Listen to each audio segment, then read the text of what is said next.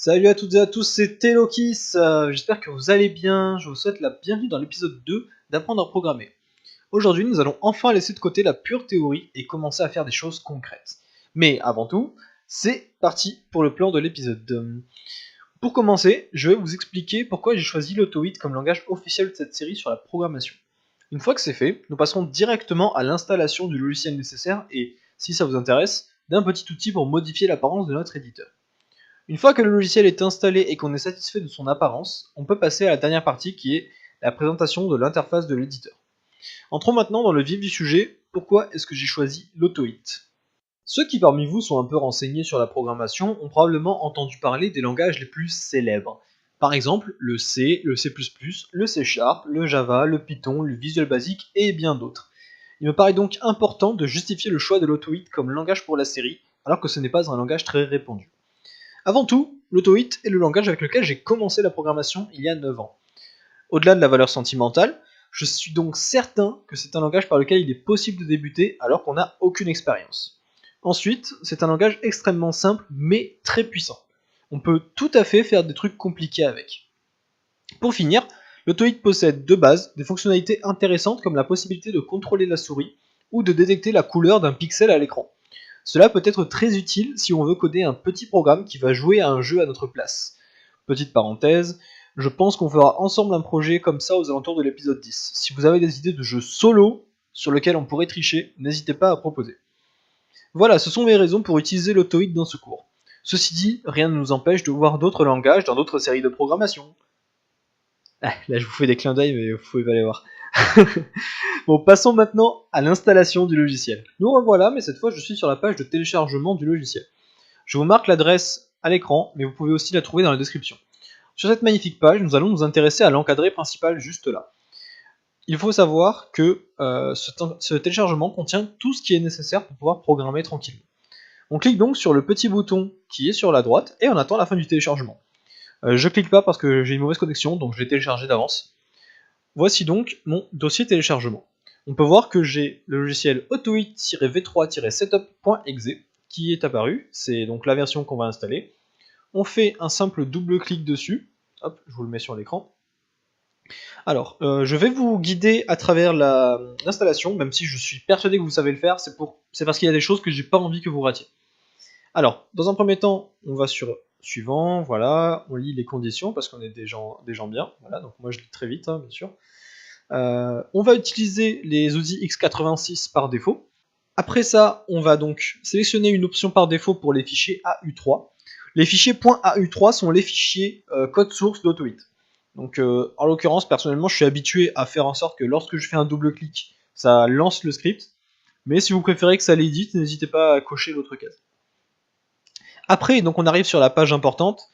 Ici, on peut choisir les composants qu'on veut installer. On a donc des scripts d'exemple. Et des UDF script exemple. Cochez les deux, ok. On s'en servira plus tard dans la série, je vous expliquerai, c'est très pratique notamment parce que ce sont des exemples pour tout ce qui existe en Auto8, toutes les fonctionnalités qui existent en Auto8, et du coup ça vous permettra d'avoir une référence en quelque sorte, si jamais un jour vous vous posez des questions. Ensuite, on sélectionne le dossier d'installation, pour ma part je vais le changer, voilà. N'hésitez pas à changer si c'est pas au bon endroit pour vous. Et ensuite on est prêt à installer. Donc on lance l'installation, ça prend à peine 30 secondes, même pas. On peut voir qu'il est en train d'extraire toute une tonne de fichiers qui sont des fichiers .au3. Si vous regardez rapidement, vous pouvez le voir. Ce sont donc des fichiers scripts, ce sont les fichiers d'exemple dont je vous parlais tout à l'heure. Une fois qu'on a fini, donc on décoche la case, sauf si vous voulez lire les notes de release, personnellement ça m'intéresse pas du tout. Donc je décoche la case et je fais Finish. Nous avons donc installé Auto8. On va pouvoir le lancer en allant dans le menu démarrer et en essayant de le trouver. Ou alors tout simplement en allant dans le dossier dans lequel on l'a installé. Donc, par exemple pour moi, je l'ai installé dans mon disque dur D, dans mon dossier programme et dans le dossier Auto8.3. Maintenant, on peut voir qu'il y a Auto8.3 underscore x64, Auto8.3, Auto8.3 info, etc. On va aller dans le dossier site, qui est le nom de l'éditeur, en abrégé, l'éditeur Auto8, et on va lancer site. Voilà, on arrive donc sur cette page, qui est la page principale de notre éditeur, que nous verrons dans un petit instant. Alors faites pas attention à tout ce qui est marqué, le code, on s'en fout. C'est juste là pour l'instant pour qu'il y ait quelque chose à l'écran en gros. Alors maintenant que notre éditeur est installé, personnellement je ne suis pas du tout fan des thèmes blancs comme ça qui je trouve que ça arrache les yeux, surtout que j'ai l'habitude d'être dans un environnement assez sombre. Je trouve que ça détruit les yeux, du coup je vais vous proposer d'installer un logiciel qui permet de configurer le thème, l'apparence globale de l'éditeur. Pour un truc sur lequel on va passer autant de temps, je pense que c'est important d'avoir un éditeur qui nous soit confortable et qui soit agréable à voir. Celui-là je le trouve pas terrible, donc du coup allons sur ce site qui nous propose du coup le logiciel qui s'appelle Site Customisation GUI. Alors, je vous mets l'URL en plein milieu de l'écran encore une fois, et n'oubliez pas qu'elle est dans la description. Donc, Site Customisation GUI, c'est tout simplement une interface qui va nous permettre de configurer comme on le souhaite notre éditeur. Du coup, on clique sur ce lien pour faire le téléchargement, juste ici. Une fois de plus, je clique pas parce que j'ai déjà téléchargé en avance. Et on se retrouve avec un fichier .zip qui est juste ici. On peut l'extraire dans un dossier, et ensuite on ouvre le dossier et on le lance. Alors, on autorise le lancement, et on se retrouve avec une interface qui ressemble à ça. Donc en arrière-plan, je vais mettre l'éditeur pour que vous puissiez voir les changements. Donc pour la petite information, hein, je me dis que ça pourrait peut-être être intéressant pour vous de voir du concret, cette interface là, ce logiciel, a été fait avec AutoHit. Donc du coup, ça vous donne un petit aperçu de ce qu'on peut potentiellement faire avec AutoHit. Et dites-vous que c'est très simple, hein. Il n'y a rien fait de ouf le truc, c'est juste beaucoup de configuration. Bref, maintenant qu'on a fait ça, on va pouvoir charger un thème. Donc on clique sur thème, on fait load thème pour charger un thème. Et là nous avons la liste des thèmes qui sont fournis avec le logiciel. Personnellement, j'utilise le thème Monokai entre parenthèses 2. C'est un thème auquel je suis particulièrement habitué. Donc du coup, il me convient parfaitement. Du coup, je fais Open, et on peut voir que instantanément, on a le fond qui a changé. Du coup, voilà à quoi ressemble le thème Monokai 2 de base, qui ressemble à ceci. On peut évidemment le configurer un petit peu si on n'est pas satisfait. Un exemple très simple, regardez, si je clique ici, on peut voir que mon curseur est bleu et que la sélection est verte. Donc la sélection comme ça, elle est verte. Moi je suis pas fan, j'ai envie de mettre mon curseur en blanc pour qu'il soit aussi un petit peu moins large, parce que là il est gros je trouve, et que la sélection de fond soit de la couleur comme ça, un petit peu gris on va dire. Du coup pour ce faire, je vais donc sur mon interface de configuration. Sur l'onglet Site 1, on a en bas un petit encadré Sélection. On peut voir qu'on a Additional Selection et Highlight Current Word. On va tout simplement décocher Highlight Current Word On. OK. Et une fois que c'est fait, nous avons plus ce vert dégueulasse qui s'affiche. Du coup voilà, c'est bon, nous avons fait une première configuration. Ensuite, pour changer l'apparence du curseur, on va dans Site 2, et on a Caret, qui est le nom de ce petit truc qui clignote là. Je saurais même pas dire comment ça s'appelle en français. On va changer sa couleur, donc Caret Color, et je vais le mettre en blanc. Je fais OK, et il a changé instantanément. Ensuite, ici on a Width, qui veut dire largeur, et je vais réduire pour qu'il fasse à peine 2 de largeur. Voilà. Donc là, je suis à présent satisfait de l'éditeur. Je vais sauvegarder le thème pour le garder si jamais un jour j'ai besoin de m'en resservir. Et je vais quitter le logiciel.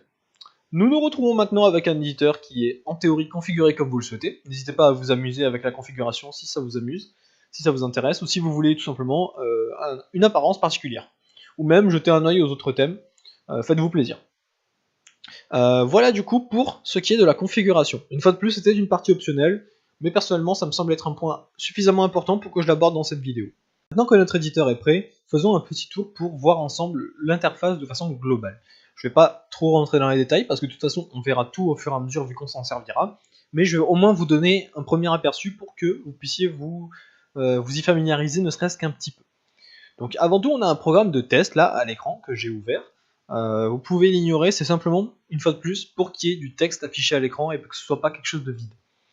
Donc, vous l'aurez compris, la zone principale, ici, c'est la zone dans laquelle on tape notre code source. Okay, du coup, c'est ici qu'on va passer la grande partie de notre temps.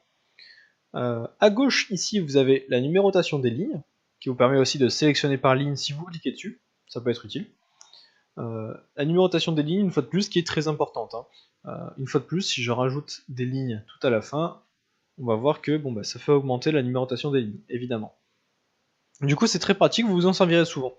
Le logiciel s'en servira souvent aussi pour vous dire qu'il y a une erreur. Par exemple, il vous dira « Ah, il y a une erreur à la ligne 312 ».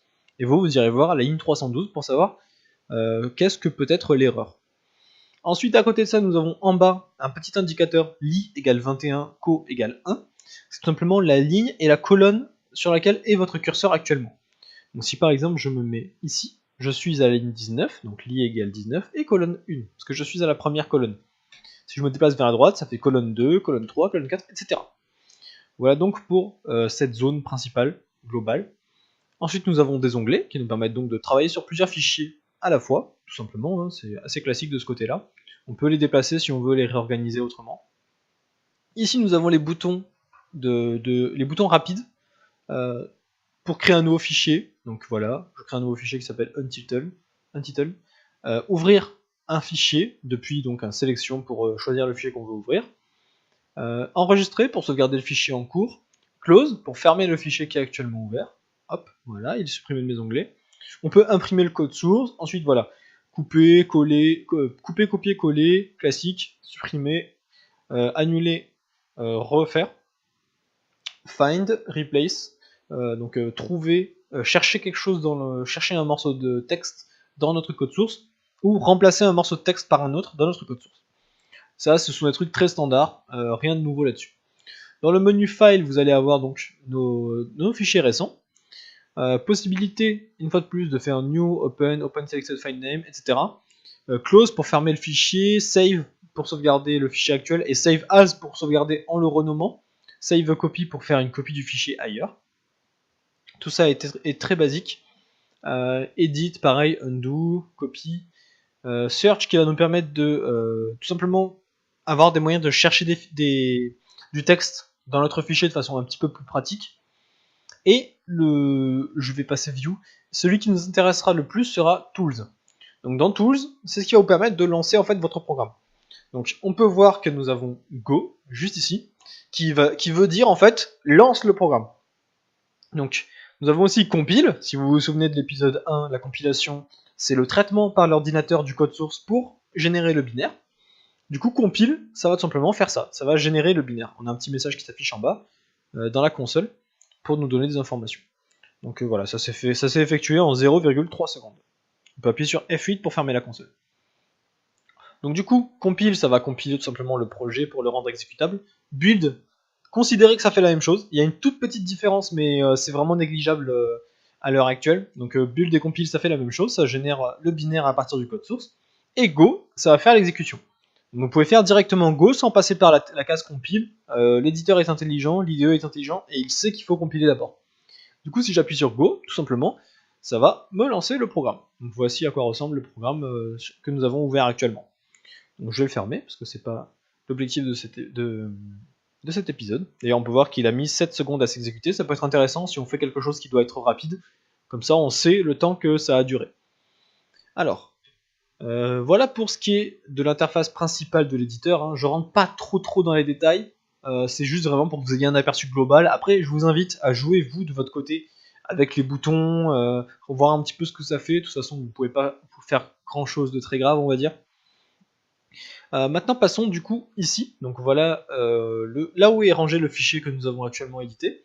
On peut voir qu'on a la version .exe que je vais supprimer, qui a été tout simplement générée quand on a fait compile.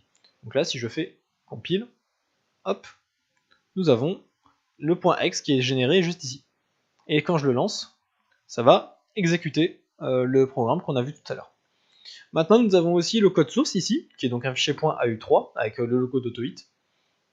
On peut double-cliquer, ça va le lancer comme on a défini dans les configurations d'installation, ou alors ça va ouvrir l'éditeur si vous avez fait ça, mais chose très importante, on peut faire clic droit dessus, et là on va avoir 5 options qui sont très intéressantes, plus ces deux-là aussi.